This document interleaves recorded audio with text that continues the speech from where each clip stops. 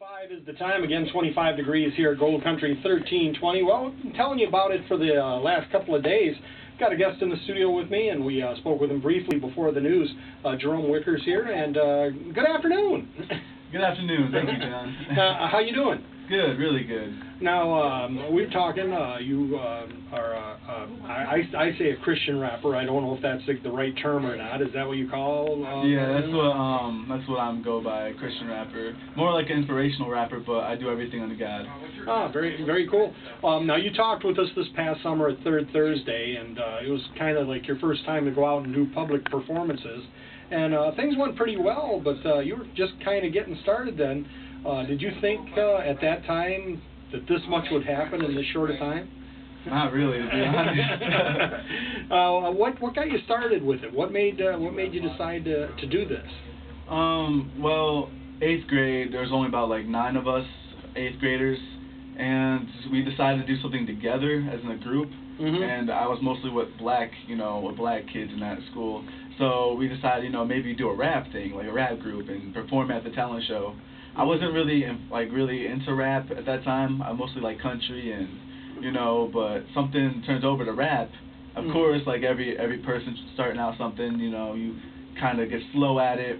But then as years build on, I really became this inspiring Christian rapper that everyone's like now getting involved with, saying, he's actually doing something, and it feels good. Well, I know that you're talking and saying that this just kind of evolved and everything, but you work hard at this. This is something we became friends on Facebook after that, and you're into the Facebook thing, and you're on there, and you post a lot of what you're doing, and you spend a lot of time, as they say, practicing the craft, making sure everything's good, and right. You're always putting down that you're writing and doing all these things.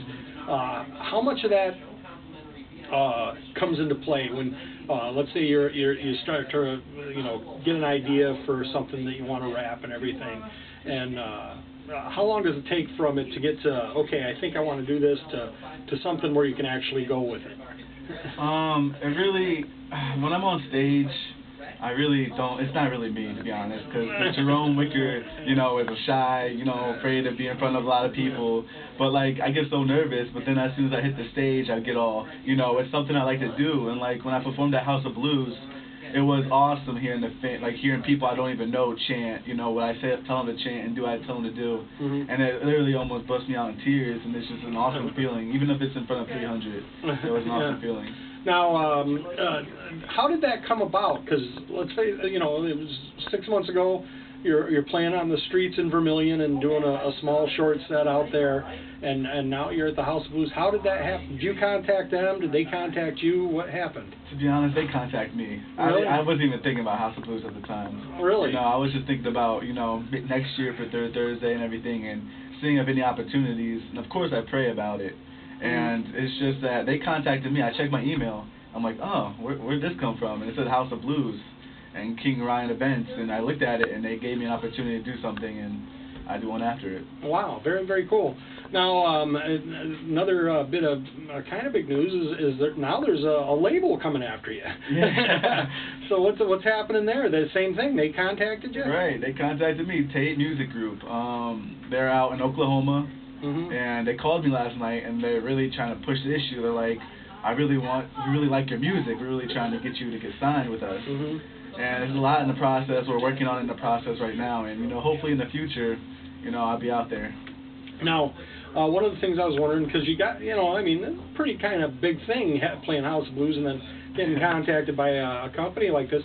Have you released any songs yet? Or are there any songs out there by Jerome Wicker that people can look for, or is there can they download something? Is there anything on there? Yeah, I have a lot of little spots on the computer, like YouTube at 101 Wicker. All my songs are on there. Facebook, all my songs are on there. And I even have a website, but I don't really go on it. Oh, okay. I made it like a half a year ago, and I don't even go on it anymore. Well, how much time do you put into the craft? Because you work a regular job too. Right. You've got, you're a young man.